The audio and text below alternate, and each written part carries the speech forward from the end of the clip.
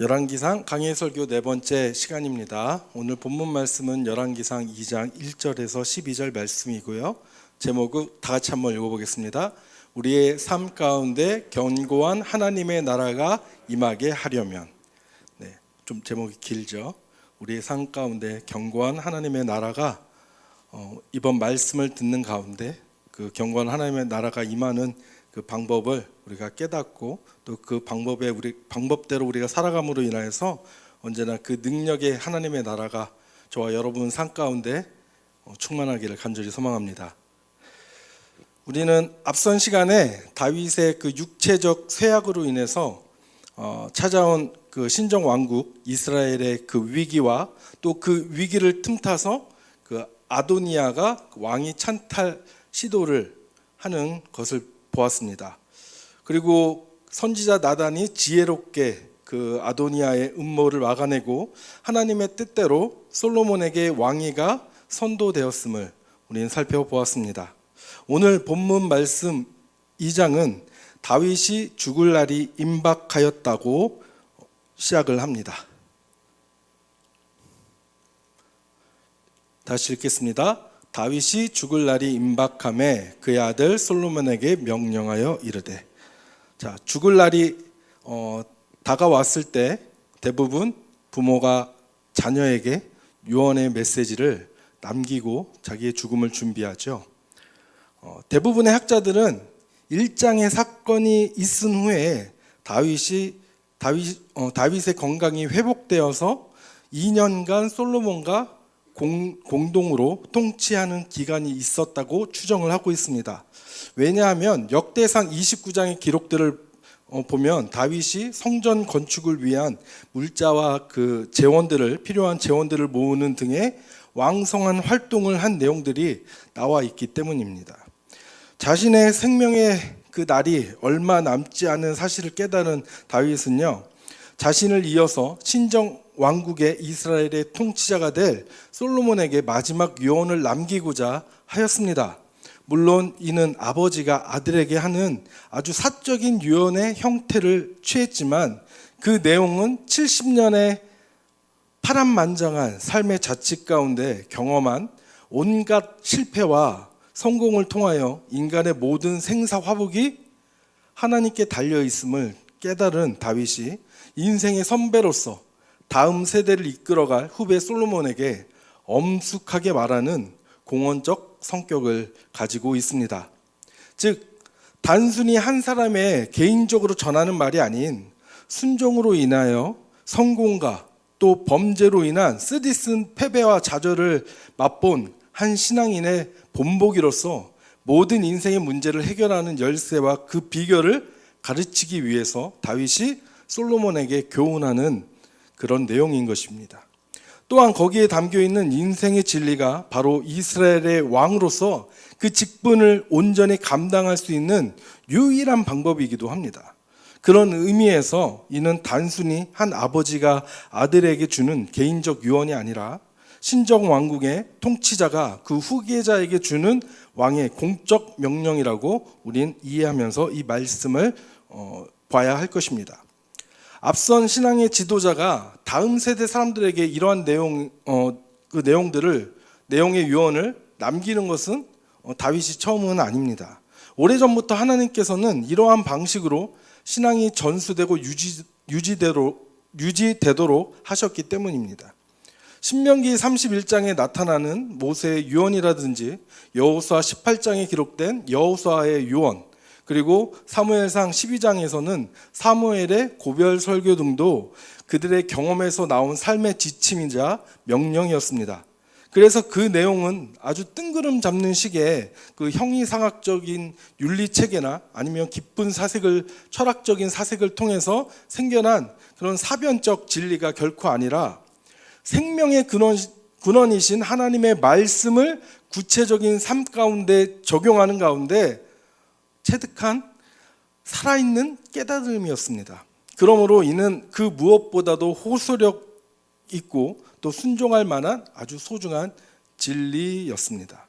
이와 같은 호소력 있는 다윗의 유언을 들었던 솔로몬은 그의 치세 초반에 그 유언에 따라 하나님의 말씀에 순종함으로 말미암아 그 어느 누구도 누리지 못했던 아주 크나큰 영광을 맛볼 수 있게 된 것이죠.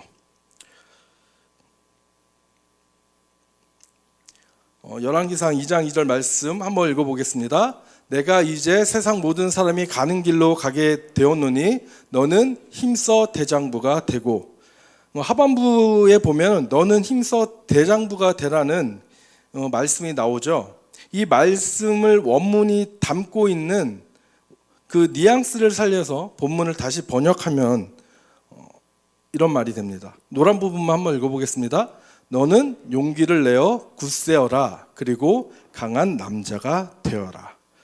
아버지 다윗과 이 공동 통치를 하면서 솔로몬은 아버지 다윗을 매우 의지하고 또 그로부터 많은 가르침을 받았을 것이 틀림이 없어 보입니다. 그런 솔로몬으로서는 이제 홀로 이스라엘을 다스리는 일에 상당한 심적 부담을 가졌을 것이 분명하고요. 더군다나 왕위 계승의 전통이 완전히 서 있지 않았던 이 초기 이스라엘에서 최초로 왕위를 물려받는 후계자가 되었다는 사실은 이러한 그의 마음을 더욱 짓눌렀을 것이 분명합니다. 솔로몬은 다윗이 가지고 있었던 것과는 전혀 다른 은사를 가지고 있는 인물이었죠. 그러기에 다윗 없이 홀로 이스라엘을 다스리는 것에 대해 많은 불안감과 걱정을 안고 있었던 것으로 보입니다. 그리고 바로 그러한 불안감이 솔로몬으로 하여금 선악을 분별할 수 있는 능력, 다시 말해 이스라엘을 다스릴 지혜를 구하도록 하였을 것입니다. 열왕기상 3장 9절 말씀입니다. 누가 주의 이 많은 백성을 재판할 수 있사오리이까? 듣는 마음을 종에게 주사 주의 백성을 재판하여 선악을 분별하게 하옵소서. 아멘. 이러한 솔로몬의 불안감과 우려를 다윗은 누구보다 잘 알고 있었을 것입니다. 그래서 다윗이 솔로몬에게 준 첫 번째 교훈은 바로 지나간 역사를 상기케 하는 것이었습니다. 사실 다윗이 솔로몬에게 가르치는 본문의 이 교훈은요, 모세가 여호수아에게 주었던 권고의 말씀과 내용적인 면에서 일치합니다. 신명기 31장 말씀입니다.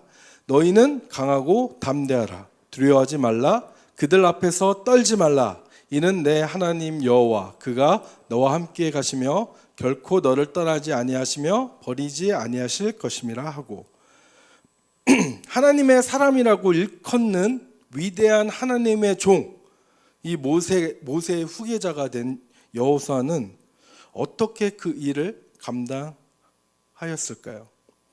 사실 그 은사의 측면으로, 그 능력적인 측면에서만 바라본다면 여호수아는 결코 모세를 쫓아갈 수 없는 인물이죠. 그만큼 모세가 뛰어난 사람이었습니다. 그럼에도 불구하고 여호수아는 모세도 하지 못했던 일, 즉 가나안 정복을 이루어내었습니다. 다윗은 과거 모세의 후계자 여호수아가 가나안의 땅을 정복한 사건을 솔로몬으로 하여금 연상케 함으로 솔로몬이 어떻게 이스라엘을 다스려야 하는지를 교훈하며 용기를 주고자 했던 것이죠. 그런데 여기서 다윗이 요구하는 담대함은 모세가 여호수아에게 권면했던 것 같은 하나님이 함께 하심으로 말미암는 강하고 담대함이었습니다. 여호수아 말씀입니다. 내가 내게 명령한 것이 아니냐? 강하고 담대하라. 두려워하지 말며 놀라지 말라. 내가 어디로 가든지 내 하나님 여호와가 너와 함께 하느니라 하시니라. 하나님이 모세가 죽은 후 이스라엘 백성들을 이끌고 가나안 땅에 들어가기 직전에 정말 누구보다 걱정과 염려와 두려움으로 가득했던 여호수아 앞에 하나님이 나타나서 말씀하신 내용입니다. 모세가 여호수아에게 마지막으로 했던 말씀과 완벽하게 일치하는 것을 볼 수 있습니다. 그런데 저 담대한 마음, 저 용기는 누구로부터 오는 것입니까? 누가 주신 것이죠? 여호와 하나님께서 주신 용기라는 것입니다. 내가 스스로 자발적으로 내 안에서 용기, 나 이제 더 두려워하지 말아야 돼, 더 용기를 내야 돼 하면서 스스로 이렇게 용기를 내는 것이 아니라 바로 하나님께서 우리에게 그 용기, 담대한 마음을 부어주신다는 내용입니다. 그러므로 본문에서 다윗이 솔로몬에게 하는 권면도 혼자 스스로 용기를 내라는 말이 결코 아니죠. 하나님을 의지하고 하나님이 함께 하신다는 사실에 근거하여, 그 사실을 믿는 믿음에 근거하여 강하고 담대하라는 권면인 것입니다. 다윗은 담대한 사람이죠. 블레셋의 장수였던 골리앗으로 인해 사울 왕을 비롯해서 온 이스라엘이 두려움에 떨고 있었습니다. 그때 여호와 하나님이 언제나 자신과 함께 하심을 믿고 있었던, 또한 그 믿음으로 담대하였던 소년 다윗은 하나님의 이름으로 나가서 골리앗과 싸워서 그를 죽였습니다. 승리하였습니다. 다윗이 담대할 수 있었던 것은 하나님이 자신과 또 이스라엘과 항상 함께 하신다는 그 사실을 확신하고 신뢰하였기 때문이죠. 이런 신뢰, 이런 믿음이, 이런 확신이 저와 여러분에게도 동일하게 있기를 소망합니다. 믿음의 반대는 불신이나 의심이 아닙니다. 바로 두려움입니다. 이 같은 사실을 전에 설교에서도 제가 여러 번 언급한 적이 있습니다. 두려움으로 말미암아 걱정과 염려하는 그 마음, 그것이 믿음의 반대입니다. 지금 내 안에 걱정과 염려, 두려움이 있다면 우리는 하나님께 구해야 합니다. 믿음을 달라고, 또 그 믿음으로 말미암아 내가 담대한 마음을 가질 수 있기를 우리는 기도하고 구해야 합니다. 이러한 담대한 마음을 가지고 솔로몬이 해야 할 일은 무엇이었을까요? 가장 먼저 다윗은 솔로몬에게 하나님 여호와의 명령을 준수할 것을 요구하고 있습니다. 2장 3절입니다. 내 하나님 여호와의 명령을 지켜 그 길로 행하여 그 법률과 계명과 율례와 증거를 모세의 율법에 기록된 대로 지키라. 그리하면 내가 무엇을 하든지 어디로 가든지 형통할지라. 여기서 명령으로 번역된 히브리어는 책임, 직무를 의미하는 단어입니다. 즉 너는 내 하나님 여호와의 직무를 지키라는 말씀입니다. 이는 왕의 직분이 제사장이나 레위인의 직분처럼 하나님으로부터 위임받은 것임을 암시하는 것이며, 동시에 이스라엘의 왕직이 하나님께 대한 책임을 수행하는 것임을 보여주고 있습니다. 이스라엘의 왕직은 단순히 백성을 다스리는 것을 본질로 하는 여타 다른 나라의 왕직과 달리 하나님에 대한 책임 수행이 1차적인 직무입니다. 그래서 왕으로서의 성공과 실패의 기준이 되는 것이 태평성대를 이뤄서 모든 백성들이 굶지 않고 이렇게 잘 살고 그리고 행복하였다. 대부분 그 역사, 우리나라를 비롯해서 세계사 역사들을 보면, 고대 역사들을 보면은 보통 그러죠. 그 왕이 다스림으로 인해서 전쟁이 없고 배고파서 이제 거지가 없고 모든 사람들이 이렇게 잘 먹고 잘 산다 하면 그 왕이 정말 잘 다스렸다라고 이제 평가를 내리고요. 또 그렇지 못한 경우에 그 왕이 악한 왕이었다고 그 평가를 내리지 않습니까? 그런데 열왕기서를 보면은 왕에 대한 평가는 그 백성들이 얼마나 잘 먹고 잘 살게 만들었는가가 중요한 것이 아니라 뭐라고요? 바로 하나님의 말씀에 순종했는가, 순종하지 않았는가.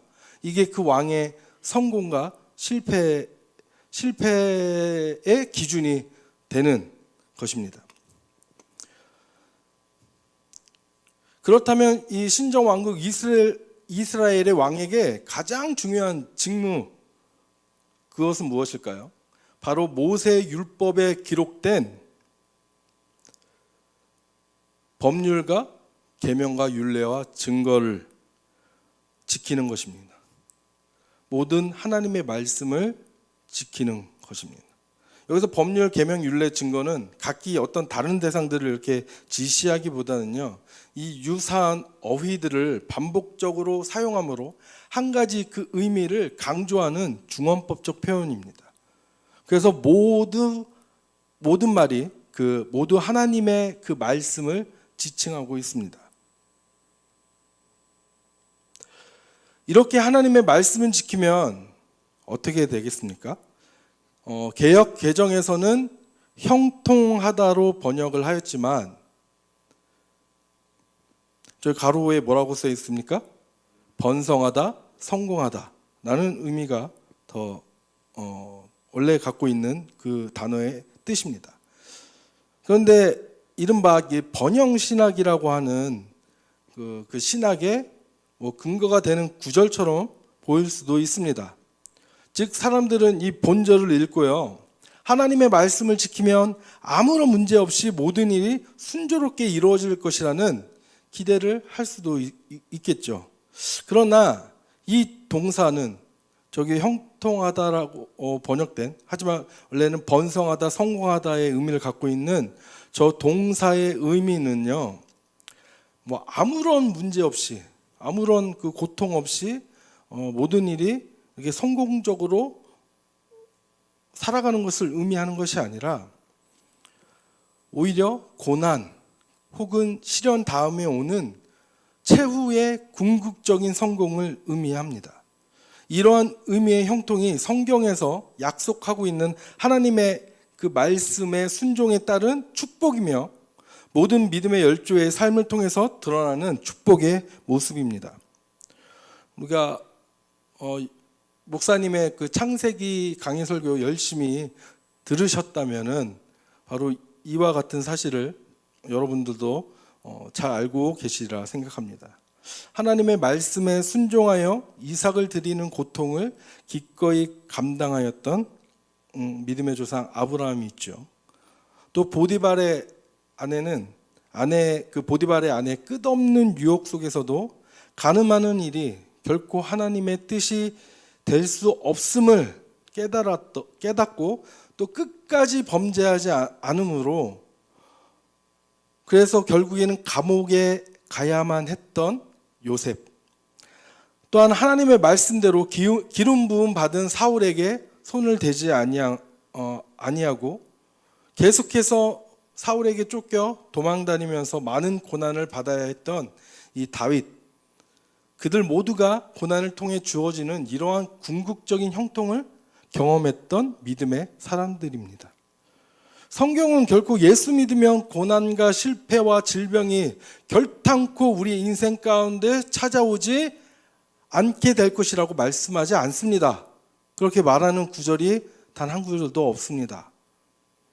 우리 믿는 사람, 신자의 성공은 무엇인가요? 평탄하고 형통한 길이란 무엇입니까? 인생의 다채로운 유혹과 시험이 우리의 인생의 길 위에 무수히 놓여 있습니다. 그렇지만 그래서 지금 이 순간에도 쉼없이 밀려 들어오는 파도와 같이 끊임없이 우리를 넘어뜨리고자 흔들고 있지만 전능하신 하나님이 나와 함께 하시고 또 나에게 필요한 그 믿음을 주심으로 인하여서 비록 쉽고 넓고 좋아 보이는 길이 있음에도 불구하고요, 거기에 하나님이 계시지 않으면, 거기에 하나님이 계시지 않기 때문에 그 길을 선택하지 않는 것입니다. 고난이 예상되지만 좁고 그 힘든 길을, 거기에 하나님의 뜻이 있다면, 거기에 하나님이 계시다면 하나님과 함께 담대하게 그 길을 걸어가는 것, 이것이 우리 믿는 사람들의 궁극적인 성공인 줄 믿으시기 바랍니다. 그러한 나를 세상은 어리석은 바보, 등신이라고 놀리고 손가락질 할 것입니다. 그럴지라도 우리는 그것을 절대로 부끄러워하지 않아야 합니다. 오히려 예수님의 그 남은 고난에 동참하는 것으로 우리는 깨닫고 기뻐하며 하나님께 감사하는 삶을 살아가야 하는 것입니다. 할렐루야. 이러한 사람들은 범죄를 제외한 사람이 살아가는 데 필요한 양식과 재산을 얻는 모든 행위를 포함한 삶의 전 영역에서 우리가 무슨 일을 하든지, 또한 지리적 장소뿐만 아니라 인생의 방향까지도 포함하여 우리가 어디로 가든지, 내가 무엇을 하든지 어디로 가든지 어떻게 한다고요? 어떻게 할 것이라고요? 형통할 것입니다. 결국 여호와의 직무대로 성실하게 살아가는 자는 인생의 궁극적인 승리자가 될 것입니다. 믿으십니까?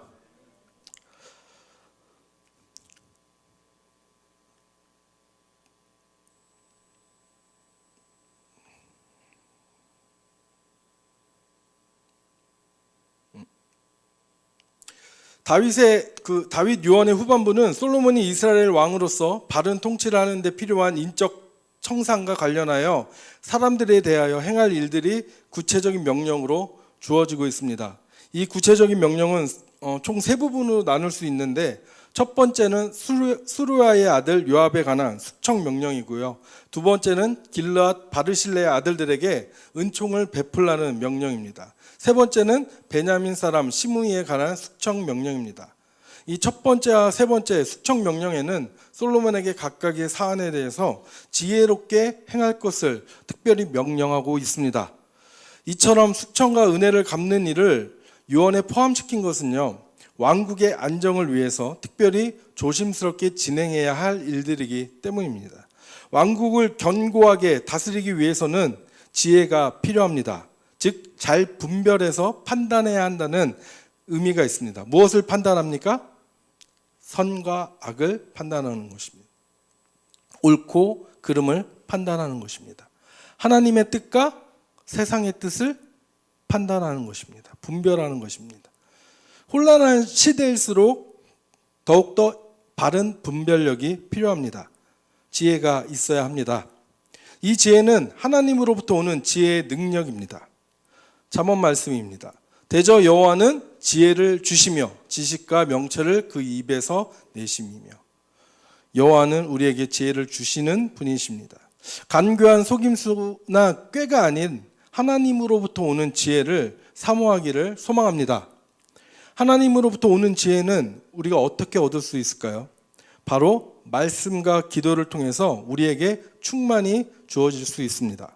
야고보서 말씀입니다. 너희 중에 누구든지 지혜가 부족하거든 모든 사람에게 후히 주시고 꾸짖지 아니하시는 하나님께 구하라. 그리하면 주시리라.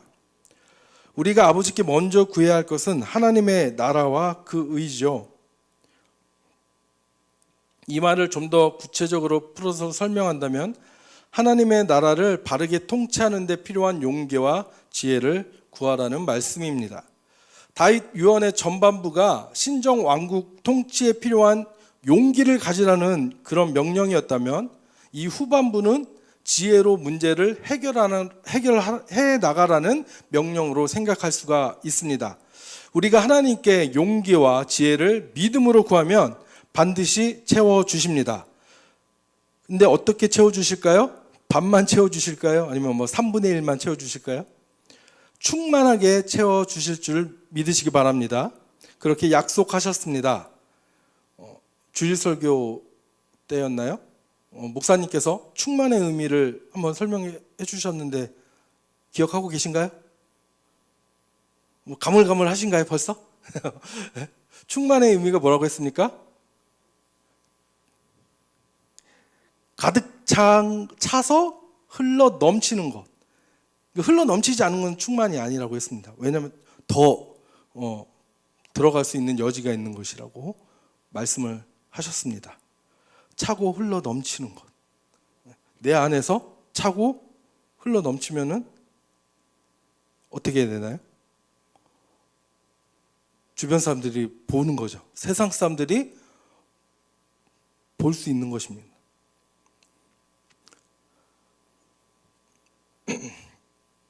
날마다 저와 여러분의 삶 가운데 하나님께서 주신 그 용기와 담대함과 지혜가 충만하게 우리 가운데 차고 흘러 넘치기를 소망합니다.